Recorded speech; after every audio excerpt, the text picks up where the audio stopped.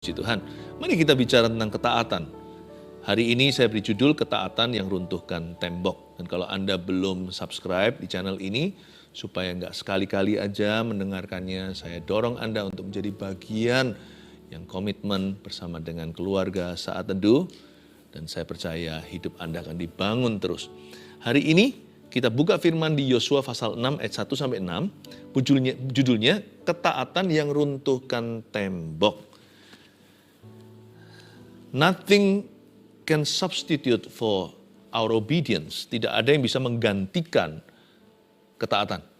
Dulu waktu kita sekolah, kalau guru utama tidak masuk maka ada guru pengganti. Tapi ketaatan tiada yang bisa menggantinya. Ada satu ruang dalam hidupmu yang bisa mendatangkan perkara-perkara ilahi. Ruang itu atau ruang hampa itu, jikalau Anda dan saya belum hidup dalam ketaatan tertentu, ruang itu namanya obedience atau ketaatan. Dan kalau kita taat sama Tuhan, itu jangan hanya taat untuk perkara-perkara yang kita anggap biasa.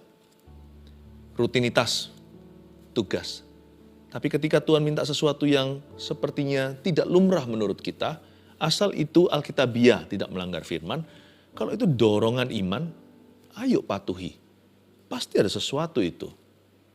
Ketaatan itu ajaib jikalau kita melakukannya sesuai dengan perintah Tuhan. Karena Tuhan punya firman itu berkuasa. Ya, taat itu bukan hanya dalam perkara biasa, tapi perkara-perkara yang luar biasa juga kita harus taat kepadanya. Jangan hanya di zona nyaman. Ketika kita keluar daripada zona aman kita tetap harus taat sama Tuhan. Nah, kalau kita punya attitude, sikap hati seperti itu, tembok mana sih yang gak bisa runtuh? Kalau Tuhan beserta kita, siapa yang bisa melawan kita? Jatuhnya Yeriko adalah sebuah kesaksian dan sebuah cerita iman. Mari kita baca Yosua 6 ayat 1. Dalam pada itu, Yeriko telah menutup pintu gerbangnya. Telah tertutup kota itu karena orang Israel, tidak ada orang keluar atau masuk. Berfirmanlah Tuhan kepada Yosua, ketahuilah, aku serahkan ke tanganmu Yeriko ini beserta rajanya dan pahlawan-pahlawannya yang gagah perkasa. Haruslah kamu mengelilingi kota itu, yakni semua prajurit harus mengedari kota itu sekali saja. Demikianlah harus engkau perbuat 6 hari lamanya. Dan 7 orang imam harus membawa 7 sangkakala tanduk domba di depan tabut. Tetapi pada hari yang ke-7, 7 kali kamu harus mengelilingi kota itu, sedang para imam meniup sangkakala. Apabila sangkakala tanduk domba itu panjang bunyinya, dan kamu mendengar bunyi sangkakala itu, maka haruslah seluruh bangsa bersorak dengan sorak yang nyaring, maka tembok kota itu akan runtuh, lalu bangsa itu harus memanjatnya, masing-masing langsung ke depan. Ayat 6. Kemudian Yosua bin Nun memanggil para imam dan berkata kepada mereka, angkatlah tabut perjanjian itu, dan 7 orang imam harus membawa 7 sangkakala tanduk domba di depan tabut Tuhan. Ketaatan. Ketaatan itu akan runtuhkan tembok kemustahilan. Tapi mari kita pelajari, mengapa ketaatan? Dalam pada itu Yeriko telah menutup pintu gerbangnya. Yeriko ini memang gerbangnya tertutup. Kota yang terkenal dengan Great Wall-nya zaman itu. Kota dengan tembok raksasa. Tapi ada kalimat kedua. Kalimat kedua ini adalah kalimat kerja yang sengaja. Telah tertutup kota itu karena orang Israel. Kita harus mengetahui dan menyadari bahwa ada pintu-pintu tertentu yang memang tertutup. Butuh peperangan rohani. Tapi juga ada pintu-pintu tertentu tersebut yang tertutup gara-gara Anda dan saya. Memang ada berkat yang ditahan oleh setan secara sengaja. Sekalipun sudah dibeli di kayu salib dengan harga yang mahal, dengan darah yang suci, Yesus berkata sudah selesai, tapi masih ada peperangan rohani. Ada terobosan-terobosan, ada berkat dan mujizat yang masih hari ini ditahan terhadap kita. Bukan Tuhan yang menahannya, Tuhan mengutus kita untuk mendapatkannya. Seperti Tuhan mengutus bangsa Israel untuk masuk tanah Kanaan. Bukankah perintah Tuhan yang menyuruh mereka ke Yeriko? Tuhan nanti akan beritahu caranya gimana, kuncinya di mana untuk bisa meruntuhkan tembok raksasa mereka. Tetapi kita harus tahu dulu niat musuh. Hari ini kalau kita belum mengalami terobosan yang seperti yang dijanjikan firman, itu bukan karena firman Tuhan itu nggak betul. Itu bukan karena janji Tuhan nggak benar. Dan juga bukan karena Tuhan ingkar janjinya atau Tuhan tidak berkuasa. Tapi Tuhan melatih tanganmu dan tanganku untuk berperang untuk mendapatkannya. Tuhan itu selalu partneran sama kita, dia bermitra. Even though sekalipun Tuhan bisa memberikan kepada kita semuanya tanpa sama sekali campur tangan kita atau usaha manusia, tapi Tuhan nggak mau lakukan itu karena kita bukan Pinocchio-nya. Tuhan mau kita jadi co-pilotnya. Makanya itu ada berkat tertentu yang masih tertahankan, menunggu ketaatan kita. Itu dia. Setan itu nggak bisa takluk kecuali kita taat pada Kristus. Jenis ini nggak bisa diusir kecuali doa dan puasa. Itu bukan aktivitas, tapi roh yang berserah. Setan tidak akan tunduk, kita tidak bisa mengusirnya sebelum kita belajar untuk bersandar sepenuhnya dan bergantung penuh pada Tuhan kita. Telah tertutup kota itu karena orang Israel, berarti kalau gara-gara orang Israel gerbangnya tertutup rapat, berarti gara-gara orang Israel pula gerbang itu akan dibukakan. Ternyata gerbang itu manual. Dan kuncinya adalah ketaatan. Ya. Orang ada, kalau film-film zaman dahulu, Dracula atau apa, kan memberikan pesan yang membingungkan bahwa setan itu takut sama lambang salib. Atau setan takut sama kitab suci. Setan nggak takut pada bukunya, tapi orang yang melakukan firman Tuhan yang tertulis di dalamnya. Setan nggak takut sama tanda dengan kalung salib.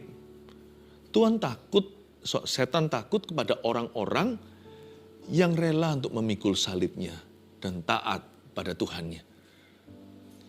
Jadi ada ketaatan itu yang masih ada berkat yang masih dibelenggu menunggu ketaatan kita. Karena memang kuncinya Tuhan letakkan pada ketaatan untuk mengalahkan setan dan untuk mengalahkan setiap kuasa kegelapan. Ayat yang kedua, berfirmanlah Tuhan kepada Yosua, ketahuilah, aku serahkan ke tanganmu Yeriko ini, beserta rajanya dan pahlawan-pahlawannya yang gagah perkasa. Berhenti di sana. Tuhan bilang gini sama Yosua, dari apa yang Tuhan katakan ini saya mengambil kesimpulan bahwa taat itu gak susah. Anak Tuhan, orang Kristen yang lahir baru, kita tahu bahwa kita taat itu bukan supaya kita menang, tapi kita taat karena kita sudah menang. Taat jadi tidak sulit, karena Yesus sudah membeli kemenangan itu di kayu salibnya. Kita tidak perlu earn the blessing, kita tidak perlu untuk mengusahakan berkatnya. Tinggal taat aja sama Tuhan, semua berkat itu sudah menjadi milik kita. Berfirmanlah Tuhan kepada Yosua, ketahuilah, artinya you harus tahu. Ini pewahyuan. Ini yang namanya paradigma. Ketahuilah, aku serahkan, artinya aku sudah. Aku serahkan itu sudah lalu. Itu pakai kata kerja yang sudah terjadi. Aku serahkan ke tanganmu Yeriko ini, beserta rajanya dan pahlawan-pahlawannya yang gagah perkasa. Tahu nggak kenapa kita taat? Karena Yesus sudah menang. Karena Yesus sudah menang, kita pasti akan menang. Kita taat karena kita tahu bahwa Tuhan Yesus berkuasa. Kalau kita tahu dia yang berkuasa, ya saya nurut sama dialah. Kenapa saya harus nurut sama yang kalah? Roh jahat, roh dunia, kuasa kegelapan dan kedagingan, hawa nafsu dan dosa. Semua itu adalah produk-produk faulty, produk-produk salah, produk-produk kalah. Kalau saya mau melihat perkara-perkara Tuhan dalam hidup saya, kalau saya mau melihat hari-hari yang baik sesuai dengan rencana Allah, saya harus nurut kepada Sang Pemenang, Singa dari Yehuda, yang telah mengalahkan semua musuhnya. Waktu Tuhan bilang sama Yosua, ketahuilah, aku serahkan ke tanganmu Yeriko ini lucu sekali. Ini ada sebuah pemikiran yang tidak biasa. Bagi Tuhan, peperangan itu sudah dimenangkan bahkan sebelum dimulai. Tuhan ngomong gini sama bangsa Israel, ketahuilah, Kalian harus tahu ya, ini yang terjadi di dalam alam rohani. Aku itu sudah serahkan ke tanganmu, Yeriko ini. Jadi sebelum bangsa Israel maju berperang, itu pun mereka nggak berperang loh ya. Mereka itu meniup sangkakala, baris berbaris saja lalu runtuh sendiri tinggal menjarah. Bagi Tuhan, bagi bangsa Israel ini belum kejadian. Mereka masih looking forward to it. Mereka masih mengantisipasi apa yang akan segera terjadi. Mereka iman-imani. Bagi Tuhan, di dalam dunianya itu sudah kejadian, sudah keluaran. Perang itu sudah dimenangkan, musuh sudah dikalahkan, bahkan sebelum peperangan dimulai. Bahkan sebelum sangkakala pertama berbunyi. Sebelum tembok itu runtuh di mata Tuhan, di dalam dunia alam rohaninya, tembok itu sudah tiada. Kenapa tiada? Karena Tuhan sudah berfirman, Tuhan sudah memfirmankannya, bahwa tembok itu sudah runtuh di hadapanku. Tuhan sudah melihat masa depan, bahwa tembok itu akan diinjak oleh kaki bangsa Israel. Kaki-kakinya umat Tuhan itu akan memasuki reruntuhan itu dan menjarah kota Yeriko, kota ke-1 di Kanaan yang rubuh. Sekarang tinggal kita yang harus sepakat sama Tuhan atau Tuhan yang harus setuju sama kita. Jangan tarik Tuhan ke bawah kalau kita mau melihat perkara-perkaranya. Kita yang harus mau dibawa ke atas. You and I must agree with God. Kita harus setuju dengan Tuhan. Tuhan, sekalipun aku belum melihatnya, namun ku percaya ketika firman-Mu berkata, iman adalah segala sesuatu yang kita harapkan. Iman adalah bukti dari segala sesuatu yang belum kelihatan. Tuhan, sekalipun mataku belum melihatnya, namun aku percaya karena Engkau sudah berfirman tentangnya. Ketahuilah, aku serahkan ke tangan-Mu Yeriko ini. Luar biasa. Berarti perang sudah usai. Dari sisi Tuhan, udah kelar. Dari sisi kita aja yang masih was-wasan. Iman itu bukan iman imani. Iman itu melihat yang Tuhan lihat. Bahkan sebelum kita melihatnya di dalam kenyataan. Iman itu bukan pompa-pompa keyakinan. Iman itu sekedar agree atau setuju dengan Tuhan. Kalau Tuhan berkata, kamu sudah sembuh, sekalipun saya masih sakit, saya percaya Dia yang benar, saya yang salah. Minimal realitas saya akan menyusul kebenarannya. Makanya itu Abraham ketika percaya, waktu dia mandul umur sudah hampir 100, mana bisa punya anak? Tuhan bilang, anakmu akan sebanyak pasir tepi pantai dan juga bintang di langit. Ketika Abraham percaya, maka Tuhan memperhitungkan kepercayaannya itu sebagai kebenarannya. Tuhan berkata, because you agree with me, you shall see. Karena kamu setuju dengan aku, kata Tuhan pada Abraham sahabatnya, engkau akan melihat kemuliaanku. Ketahuilah, aku serahkan ke tanganmu Yeriko ini, beserta rajanya dan pahlawan-pahlawannya yang gagah perkasa. Kok ngeri ya waktu saya baca begini, ini zaman perang. Coba kalau kita imajinasi. Ini rajanya disertai pahlawan-pahlawan yang gagah perkasa. Bangsa Israel itu apa? Orang-orang Yahudi yang keluar dari tanah perbudakan, mereka ini semuanya adalah slaves. Budak-budaknya Firaun. Sekalipun Yosua masuk 40 tahun kemudian setelah mereka keluar dari Mesir, ya, namun demikian tetap mereka tidak punya jam terbang yang cukup atau pelatihan khusus secara ketentaraan. Secara militer mereka tidak punya persiapan. Kenapa bangsa Israel langsung berperang, ketemu sama orang Yeriko yang temboknya raksasa, dan dalam kotanya penuh dengan pahlawan-pahlawan perang yang gagah perkasa. Jago-jago silat semua, dengan peralatan, dengan equipment. Zaman dulu purbakala sudah ada teknologi dan waktu itu mereka tercanggih. Kenapa Tuhan tuntun mereka langsung kepada musuh yang kalibernya tinggi? Kenapa mereka langsung berhadapan dengan musuh yang paling berat? Inilah hikmat. Tuhan memang izinkan bangsa Israel ketemu dengan the most difficult enemy. Mereka pertama kali menginjakkan kaki keluar dari sungai Yordan yang terbelah tersebut, langsung ketemu dengan musuh yang paling bahaya. Seringkali problema yang kita rasakan menyengat jiwa kita, itu di awal-awal kita memasuki persoalan. Itu paling susah, paniknya tiada dua. Mengapa ya?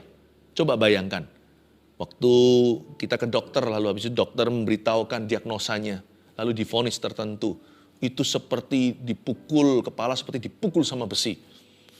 Ya, seluruh keluarga kehilangan damai sejahtera serentak. Ketika mengalami masalah dalam bisnis, lalu kebangkrutan atau kerugian yang tidak pernah terjadi di dalam sejarah karir Anda, itu bulan-bulan pertama beratnya minta ampun. Segala sesuatu di depan itu terasa. Bukan karena persoalannya itu lebih gede di depan. Persoalan adalah persoalan, depan belakang sama. Tapi memang diizinkan waktu kita itu digocoh, diuji, waktu kita dicobai. Setan-setan paling kuat itu yang muncul dulu di ronde 1. Makanya itu, pertama kali kita handle problema, our first few steps or baby steps, atau langkah-langkah bayi kita, langkah-langkah perdana ketika memasuki sebuah tekanan, persoalan, tantangan, penting sekali itu akan menentukan kemenangan. Makanya masuklah setiap persoalan dengan iman, masuklah setiap berkat kemenangan juga dengan iman. Jangan sampai nanti setelah menang seperti Elia, barusan dia mengalahkan Nabi Baal ratusan jumlahnya, lalu keesokan hari gara-gara Isabel mengancam nyawanya, langsung lari masuk ke gua. Apa-apa itu harus iman kita itu kencang dari depan. Dari depan itu persiapan. Waktu masuk persoalan, ataupun ketika kita mengalami kemenangan. Masuklah selalu dengan iman. Ini juga hikmat Tuhan. Mereka diizinkan untuk berantem dulu sama raksasa, nanti supaya belakang-belakang sisa kurcaci. Kita hadapin dulu dragonnya, ya. Kita hadapi yang namanya naga dan dinosaurusnya. Nanti ujung-ujung cuma tinggal ular atau ulat kecil saja. Makanya itu jangan sampai kecewa sama Tuhan ketika kita itu ditimpa persoalan. Salah, malah justru kita butuh Tuhan dari depan. Bangsa Israel ketemu Yeriko dulu. Nanti ronde 2 ketemu Ai. Tapi di sini dia mengalami kemenangan luar biasa karena Tuhan mau mengajarkan sesuatu bahwa ketaatan itulah yang memenangkan peperangan. Bukan gagah perkasa, koneksi mereka, kepandaian, fasilida, jual tampang. Bukan juga karena pengalaman seperti yang dibangga-banggakan oleh orang-orang yang lebih tua dari kita. Kadang-kadang kita sendiri pun sering membanggakan diri. Aku lebih pengalaman dari orang itu, enggak tentu. Kemenangan kita itu karena Tuhan dan karena ketaatan kita kepada Tuhan. Karena kita itu dengarkan instruksinya. Makanya kita mengalami terobosan. Ayat 3, haruslah kamu mengelilingi kota itu, yakni semua prajurit harus mengedari kota itu sekali saja.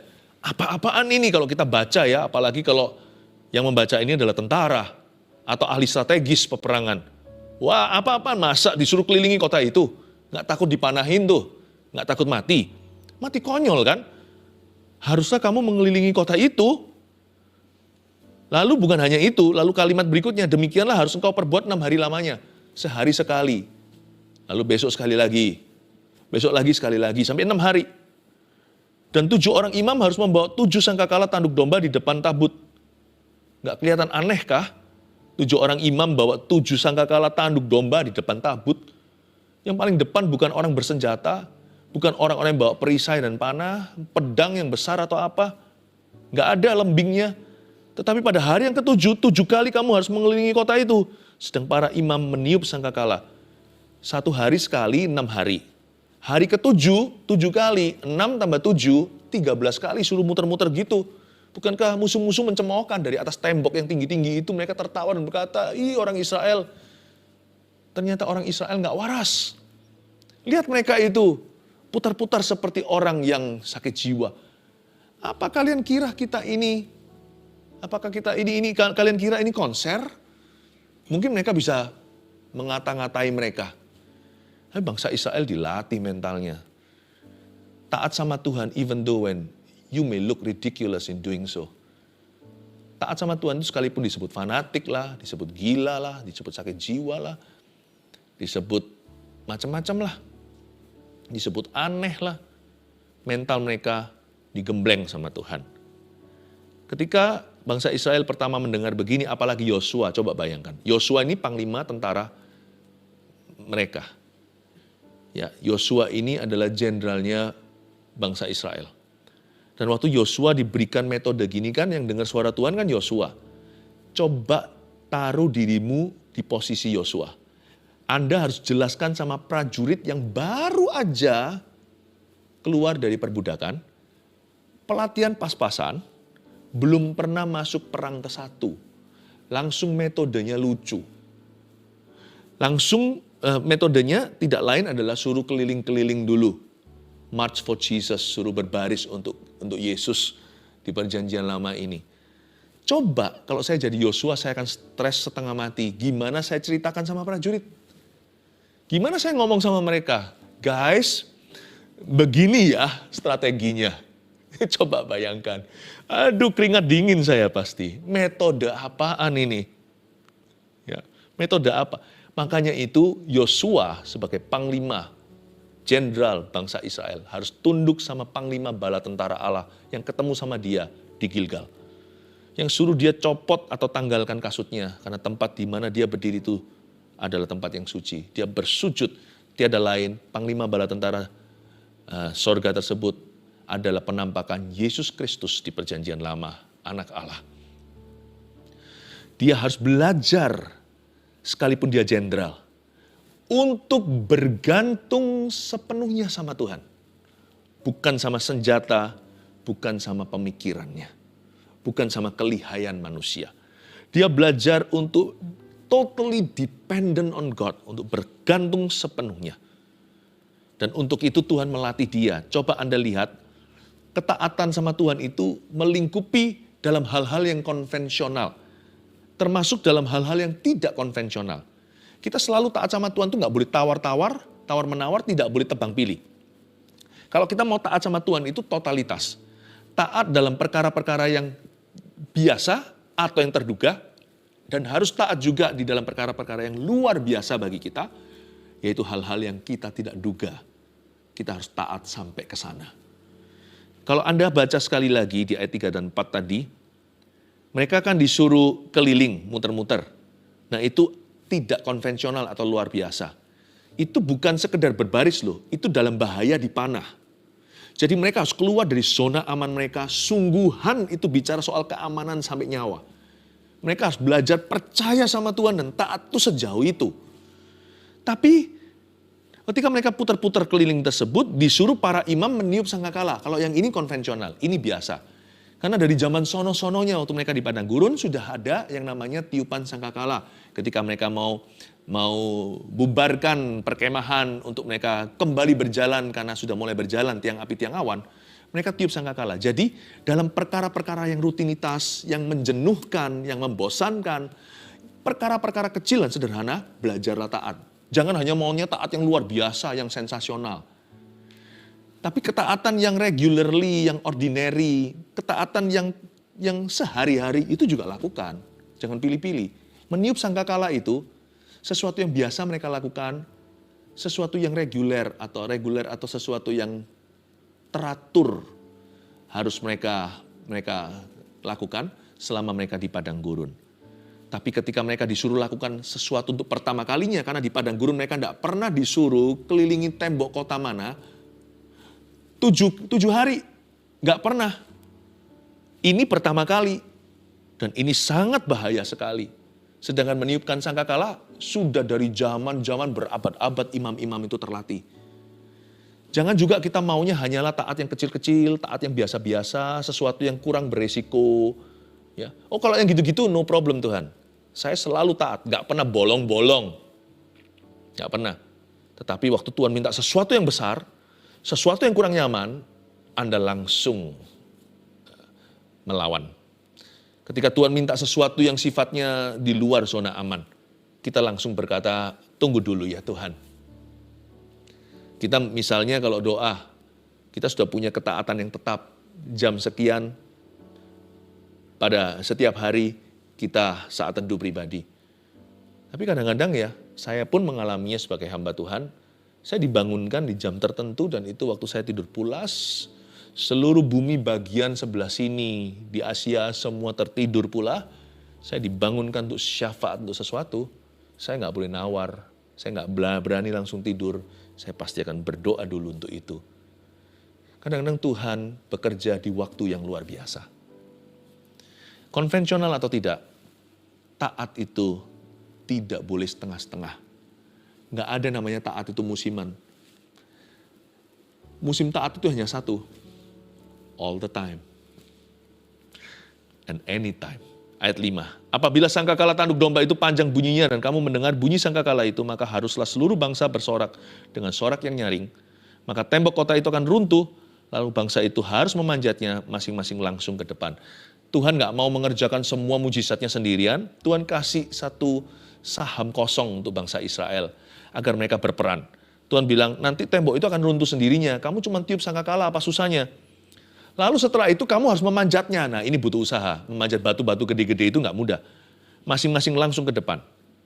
God could have done it without the Israelites. Tuhan bisa lakukan semuanya ini. Tuhan bisa hapuskan orang-orang Yeriko tanpa sama sekali bangsa Israel tiup apa-apa. Tapi Tuhan nggak mau.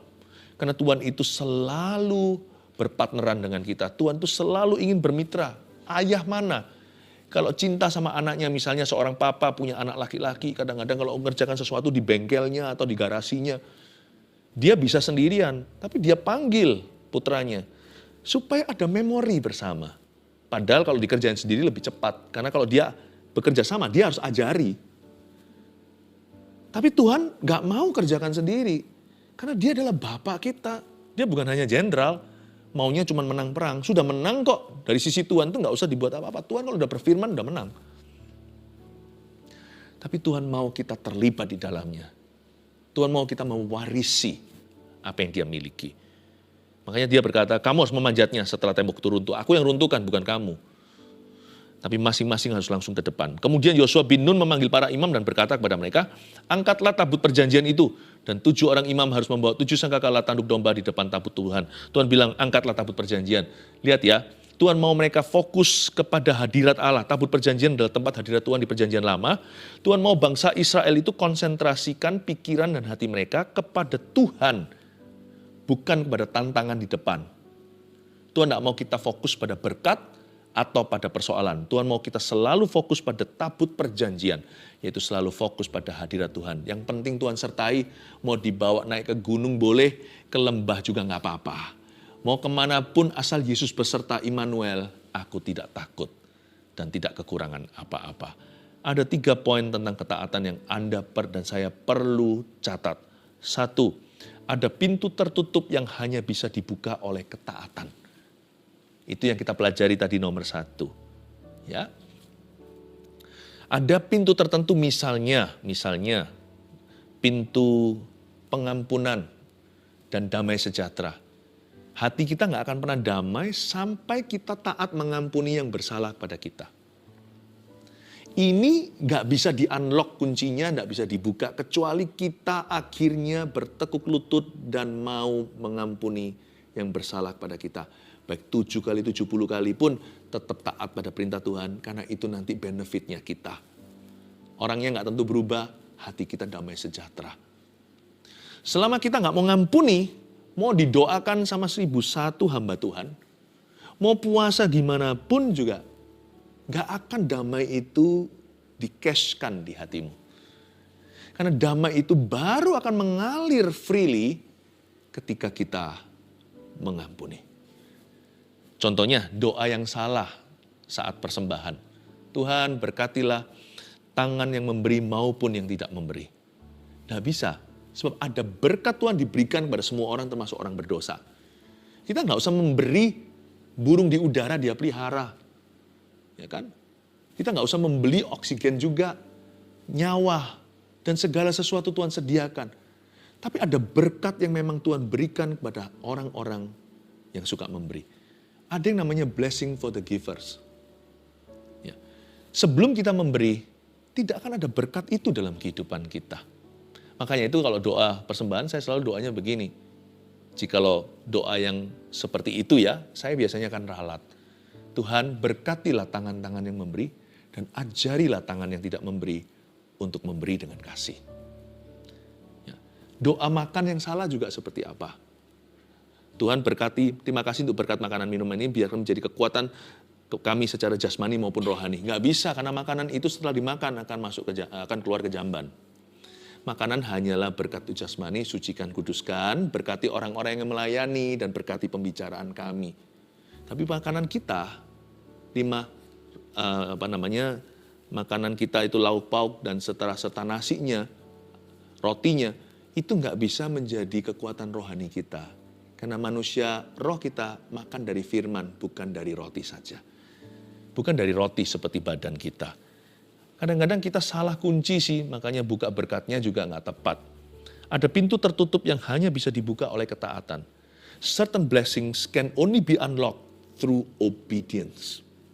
Ada berkat tertentu nggak bisa dibuka kuncinya, hanya lewat taat saja. 2, taat itu karena percaya Tuhan sudah memberi kita kemenangan. Sudah beri kemenangan. Itu tadi yang saya maksudkan. Agreeing with God atau sepakat dengan Tuhan. Jadi, kalau Anda menerima sebuah janji, tapi Anda belum alami, boleh lo doa begini, misalnya kalau saya sakit, lalu saya baca firman Tuhan, cari hadirat kehendak Tuhan, lalu saya diyakinkan bahwa Allah kita adalah Yehovah Rafa, dan bahwa dia sudah sembuhkan saya, tapi saya belum sembuh. Saya bisa mengakui gini, dalam nama Yesus, saya sudah sembuh. Tuhan sembuhkan saya, boleh kita mohon dan minta, tapi selalu saya akan tutup dengan iman sebelum berkata dalam nama Yesus, amin. Terima kasih Tuhan, Engkau sudah sembuhkan aku. Jangan mengeluh. Kalau bukan soal kebutuhan jasmani kita atau pertolongan sesuatu, kita juga bisa berkata gini, terima kasih Tuhan, Engkau sudah menolong saya. Engkau sudah menolong aku dan pertolonganku sudah ada di depan. Aku terima dengan iman. Bisa memulai doa dengan meminta, Tuhan tolonglah aku atau tolonglah saya. Tapi akhiri doa itu sebelum amin dalam nama Yesus, beriman. Bilang, Tuhan terima kasih, aku yakin Engkau sudah menolong aku. Dan Engkau akan menolong aku, di depanku ada pertolongan yang Engkau sediakan. Agreeing with God, sepakat dengan Tuhan, setuju dengan Tuhan. Jangan suruh Tuhan setuju dengan realita dan perasaan kita. Kita yang setuju pada firman-Nya, seperti Abraham. Dan itu dianggap Tuhan sebagai kebenaran. Taat itu karena percaya Tuhan sudah, bukan akan, sudah beri kemenangan. 3, bergantung pada Tuhan, runtuhkan tembok kemustahilan. Ini adalah moral cerita yang kita baca. Bahwa orang yang bergantung sama Tuhan seperti Yosua dan kawan-kawannya, tembok apa sih yang bisa tahan? Semua akan runtuh, yaitu tembok kemustahilan. 1, 2, 3, ada pintu tertutup yang hanya bisa dibuka oleh ketaatan. Taat itu karena percaya Tuhan sudah beri kemenangan. 3, bergantung pada Tuhan, runtuhkan tembok kemustahilan. Ya Bapa, dalam kerinduan, memandang keindahan-Mu, ku berikan segalanya, semuanya yang ada. Ku ingin menyenangkan hati-Mu, oh Tuhan. Jadikan aku indah yang Kau pandang mulia, seturut karya-Mu di dalam hidupku. Ajarku berharap